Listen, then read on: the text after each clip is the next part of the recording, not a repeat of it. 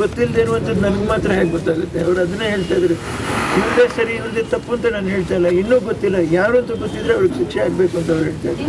ಅವ್ರಿಗೆ ಗೊತ್ತಿಲ್ಲದೆ ಇರುವಂಥದ್ದು ನನಗೆ ಮಾತ್ರ ಹೇಗೆ? ಇದು ಸಂಧಾನವೋ ಸಾಂತ್ವನವೋ? ರೇಣುಕಾಸ್ವಾಮಿ ಪೋಷಕರನ್ನ ಭೇಟಿಯಾದ ವಿನೋದ್ ರಾಜ್. 1 ಲಕ್ಷ ಚೆಕ್ ನೀಡಿದ ಹಿರಿಯ ನಟ. ಸಪ್ಪಾಗ್ಬಿಟ್ಟ ಗುರು ಆಚೆ ಬಂದ ತಕ್ಷಣ ಅಂತಾರೆ, ಮಾತಾಡಿದ್ರೆ ನೋಡು ಗುರು ಅಹಂಕಾರ ಇಳಿದಿಲ್ಲ ಅಂತಾರೆ. ಅವರು ಆಚೆ ಬಂದರೂ ಹೆಂಗಿರಬೇಕು ಹಂಗೆ ಇರ್ತಾರೆ. ಬಟ್ ತುಂಬ ಜನ ಫಿಲ್ಟರ್ ಆಗ್ತಾರೆ. ಅವ್ರಿಗೆ ಯಾರು ಏನನ್ನು ನಿಜವಾಗ್ಲೂ ಹೇಳ್ತೀನಿ ಸರ್, ಈ ಪೀರಿಯಡಲ್ಲಿ ಅವ್ರಿಗೆ ಗೊತ್ತಾಗಿದೆ. ಬೇರೆ ದರ್ಶನ್ ಸರ ನೀವು ಇಲ್ಲಿಂದ ನೋಡ್ತೀರಾ. ದರ್ಶನ್ ಆಚೆ ಬಂದ್ರೆ ತುಂಬಾ ಜನ ಫಿಲ್ಟರ್ ಆಗ್ತಾರೆ. ಕೊಲೆ ಆರೋಪಿಗಾಗಿ ಧಮಕಿ ಹಾಕಿದ್ರ ನಿರ್ದೇಶಕ ಮಹೇಶ್. ದಚ್ಚು ಆಪ್ತರು ಬುದ್ಧಿ ಕಲಿಯೋದು ಯಾವಾಗ?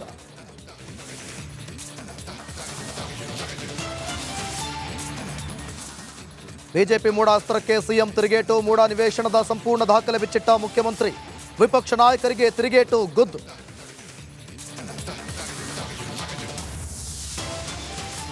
ಕರುನಾಡಿನಲ್ಲಿ ಮುಂದುವರಿದ ಮಳೆ ಅಬ್ಬರ. ಶಿರೂರಿನಲ್ಲಿ 11ನೇ ದಿನಕ್ಕೆ ಕಾಲಿಟ್ಟ ರಕ್ಷಣಾ ಕಾರ್ಯ. ಹೇಮಾವತಿ ನದಿಯಲ್ಲಿ ಜಲಧಾರೆ ವೈಭವ.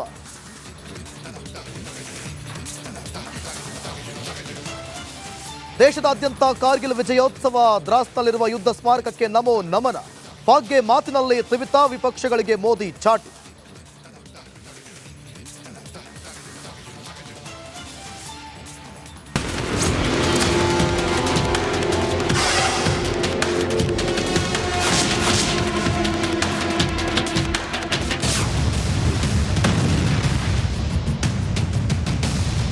ನಮಸ್ಕಾರ, ನೀವು ನೋಡ್ತಿದ್ದೀರಾ ರಿಪಬ್ಲಿಕ್ ಕನ್ನಡ. ನಾನು ಅಶ್ವಥ್.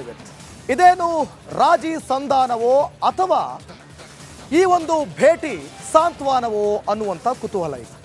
ಯಾಕೆ ಅಂತಂದ್ರೆ ನಟ ವಿನೋದ್ ರಾಜ್ ರೇಣುಕಾಸ್ವಾಮಿ ಅವರ ಮನೆಗೆ ಭೇಟಿ ಕೊಟ್ಟಿದ್ದಾರೆ. ಇದೇನು ರಾಜಿ ಸಂಧಾನದ ಅಥವಾ ಸಾಂತ್ವನನ? ರೇಣುಕಾಸ್ವಾಮಿ ಪೋಷಕರಿಗೆ ವಿನೋದ್ ರಾಜ್ ಸಾಂತ್ವನ ಹೇಳಿದ್ದಾರಂತೆ. ರೇಣುಕಾಸ್ವಾಮಿ ಕುಟುಂಬಸ್ಥರಿಗೆ 1 ಲಕ್ಷ ರೂಪಾಯಿ ಚೆಕ್ ನೀಡಿದ್ದಾರಂತೆ. ಚಿತ್ರದುರ್ಗದ ರೇಣುಕಾಸ್ವಾಮಿ ಮನೆಯಲ್ಲಿ ಸಾಂತ್ವನದ ಮಾತುಗಳನ್ನು ಆಡಿದ್ದಾರಂತೆ. ತಂದೆ ತಾಯಿ ಪತ್ನಿಗೆ ಧೈರ್ಯ ಹೇಳಿ ಬಂದಿದ್ದಾರಂತೆ ನಟ ವಿನೋದ್ ರಾಜ್. ರೇಣುಕಾಸ್ವಾಮಿ ತಾಯಿ ರತ್ನಪ್ರಭಾ ಕಾಲಿಗೆ ನಮಸ್ಕರಿಸಿದ್ದಾರೆ.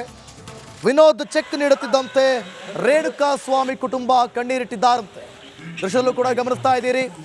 ಚಿತ್ರದುರ್ಗದಲ್ಲಿರುವಂತಹ ರೇಣುಕಾಸ್ವಾಮಿ ಕುಟುಂಬ, ಅಪ್ಪ ತಂದೆ ಶಿವನಗೌಡ ಹಾಗೂ ಅವರ ತಾಯಿ ಜೊತೆಗೆ ಪತ್ನಿಯನ್ನ ಭೇಟಿ ಮಾಡಿ ಸಾಂತ್ವನದ ಮಾತುಗಳನ್ನು ಆಡಿದ್ದಾರೆ. ಮೊನ್ನೆ ಅಷ್ಟೇ ದರ್ಶನ್ರನ್ನ ಭೇಟಿ ಮಾಡಿದ್ರು. ವಿಜಯಲಕ್ಷ್ಮಿ ಜೊತೆ ನಟ ವಿನೋದ್ ರಾಜ್ ಭೇಟಿ ಮಾಡಿಕೊಂಡು ಬಂದಿದ್ರು. ಜೊತೆಗೆ ನಿನ್ನೆ ರೇಣುಕಾಸ್ವಾಮಿ ತಂದೆ ಕೊಟ್ಟಂತ ಹೇಳಿಕೆ, ದರ್ಶನ್ ನಮ್ಮನೆಗೆ ಬಂದರೂ ಕೂಡ ನಾವು ಸ್ವಾಗತ ಮಾಡ್ತೀವಿ, ನಮಗೆ ಯಾರ ಮೇಲೂ ಕೂಡ ದ್ವೇಷ ಇಲ್ಲ ಅಂತ ಹೇಳಿದಂಥ ಹೇಳಿಕೆ. ಇವತ್ತು ನಟ ವಿನೋದ್ ರಾಜ್ ಅವರ ಮನೆಗೆ ಭೇಟಿ ಕೊಟ್ಟದ್ದು, ದರ್ಶನ್ ಬಗ್ಗೆ ಮಾತನಾಡಿದ್ದು. ಅವರು ಪಾಪ ಅದನ್ನೇ ಹೇಳಿದ್ದಾರೆ. ಪಾಪ ಅವ್ರಿಗೆ ಗೊತ್ತಿಲ್ಲದೆ ಇರುವಂಥದ್ದು ನನಗೆ ಮಾತ್ರ ಹೇಗೆ ಗೊತ್ತಾಗುತ್ತೆ? ಅವ್ರು ಅದನ್ನೇ ಹೇಳ್ತಾ ಇದ್ರು, ಇವ್ರದೇ ಸರಿ ಇವ್ರದೇ ತಪ್ಪು ಅಂತ ನಾನು ಹೇಳ್ತಾ ಇಲ್ಲ. ಇನ್ನೂ ಗೊತ್ತಿಲ್ಲ, ಯಾರು ಅಂತ ಗೊತ್ತಿದ್ರೆ ಅವ್ರಿಗೆ ಶಿಕ್ಷೆ ಆಗಬೇಕು ಅಂತ ಅವ್ರು ಹೇಳ್ತಾ ಇದ್ರು. ಅವ್ರು ಹೇಳೋದನ್ನು ಹೊರತಾಗಿ ನಾನು ಹೇಗೆ ಹೇಳೋಕ್ಕಾಗುತ್ತೆ? ಯಾವ ಘಟನೆಯನ್ನು ನೋಡಲಿಲ್ವೇ? ನೀವು ತೋರಿಸಿರೋದು ಅಷ್ಟೇ ನೋಡಿರೋದು. ಕ್ರೋಧ, ದ್ವೇಷ, ವೈಮನಸ್ಯ, ಅಸೂಯೆ ಎಲ್ಲವನ್ನೂ ಬಿಟ್ಟು ನಾವು ಒಂದು ಸ್ವಲ್ಪ ಎಲ್ಲರೂ ಇದು ಎಷ್ಟಕ್ಕೆ ಬೇಕೋ ನಾವು ಇಟ್ಬಿಡೋದು. ಮಾಧ್ಯಮದಲ್ಲಿ ನಾನೇನೋ ಸಂಧಾನ ಹೊರಟಿದ್ದೀನಿ, ನಾನು ಪ್ರತಿಕ್ರಿಯೆ ಬಂದಿದೆ, ಅದು ದೊಡ್ಡ ತಪ್ಪು. ನಾವು ಅದ್ರ ಥರ ಎಂತೂ ಘೋಷಣೆ ಮಾಡಿಲ್ಲ. ಆದರೆ ನಾವು ಯಾರಿಗೂ ಕೆಟ್ಟದ್ದು ಬಯಸೋದಿಲ್ಲ, ಅಷ್ಟಂತೂ ನಿಜ. ನಾವು ಸರ್ಕಾರ ಕಾನೂನು ಏನಾಗುತ್ತೆ ಅದಕ್ಕೆ ನಾವು ಭದ್ರಾಗಿರ್ತೀವಿ. ನಮ್ಮ ಮಗನಿಗೆ ನ್ಯಾಯ ಸಿಗಬೇಕು. ನಾವು ನಂದು ಮುದ್ದೆ, ಬೋಟಿಗೊಜ್ಜು, ಬಿರಿಯಾನಿ ಅಂತ ಚೆನ್ನಾಗಿ ತಿಂದ್ಕೊಂಡು ವೀಕೆಂಡಲ್ಲಿ ಮಜಾ ಮಾಡ್ತಿದ್ದಂಥ ದರ್ಶನ್ಗೆ ಈಗ ಜೈಲಿನೊಳಗಡೆ ಬಿರಿಯಾನಿಯದ್ದೇ ಚಿಂತೆ. ಬಿರಿಯಾನಿ ಸಿಗ್ತಿಲ್ಲ ಅಂತ ಹೇಳಿ ದಾಸ ವಿಲವಿಲ ಅಂತ ಒದ್ದಾಡ್ತಿದ್ದಾರಂತೆ. ಈಗ ಮನೆಯೂಟಕ್ಕೆ ಅರ್ಜಿ ಸಲ್ಲಿಸಿದ್ರು, ಅರ್ಜಿ ವಜಾ ಆಗೋಯ್ತು. ಈ ಹಿನ್ನೆಲೆ ಪೊರ್ಕಿಗೆ ಜೈಲು ಅಧಿಕಾರಿಗಳು ಮಾಹಿತಿಯನ್ನು ನೀಡಿದ್ದಾರಂತೆ. ಏನೆಲ್ಲ ಮಾಹಿತಿಯನ್ನು ನೀಡಿದ್ರು ಹಾಗಾದ್ರೆ? ಅಧಿಕಾರಿಗಳ ಬಳಿ ತಮ್ಮ ಬೇಸರವನ್ನು ವ್ಯಕ್ತಪಡಿಸಿದ್ದಾರಂತೆ ಕಾಟೇರ.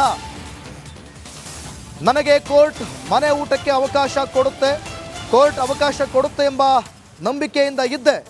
ನ್ಯಾಯಾಲಯಕ್ಕೆ ಸಲ್ಲಿಸಿದಂಥ ಅರ್ಜಿ ವಜಾ ಮಾಡಿದ್ದಾರೆ. ನಮ್ಮ ವಕೀಲರ ಜೊತೆ ಚರ್ಚಿಸಿ ಕಾನೂನು ಹೋರಾಟವನ್ನು ಮಾಡ್ತೀನಿ, ಕಾನೂನು ಹೋರಾಟ ಮುಂದುವರಿಸಲು ಹೇಳ್ತೀನಿ ಅಂತ ಜೈಲು ಅಧಿಕಾರಿಗಳ ಬಳಿ ಮಾಹಿತಿಯನ್ನು ಹಂಚಿಕೊಂಡಿದ್ದಾರಂತೆ ದಾಸ. ಈ ಬಾರಿ ಅವರು ನಂಬಿಕೆಯಿಂದ ಇದ್ರಂತೆ. ಮನೆ ಊಟ ಸಿಗುತ್ತೆ ಅಂತ. ಆದರೆ ಅಂದುಕೊಂಡಿದ್ದೆಲ್ಲ ಕೂಡ ಉಲ್ಟಾ ಆಗಿದೆ, ಅರ್ಜಿಯೇ ವಜಾ ಆಗೋಗಿದೆ. ಸೊ ಈ ಬಗ್ಗೆ ನಾನು ವಕೀಲರ ಜೊತೆ ಚರ್ಚೆ ಮಾಡ್ತೀನಿ, ಚರ್ಚೆ ಮಾಡಿ ಕಾನೂನು ಹೋರಾಟಕ್ಕೆ ಜಯ ಸಿಗುತ್ತೆ ಅಂತ ಹೇಳಿ ಮತ್ತೆ ಈ ಹೋರಾಟವನ್ನು ನಾನು ಮುಂದುವರಿಸ್ತೀನಿ ಅಂತ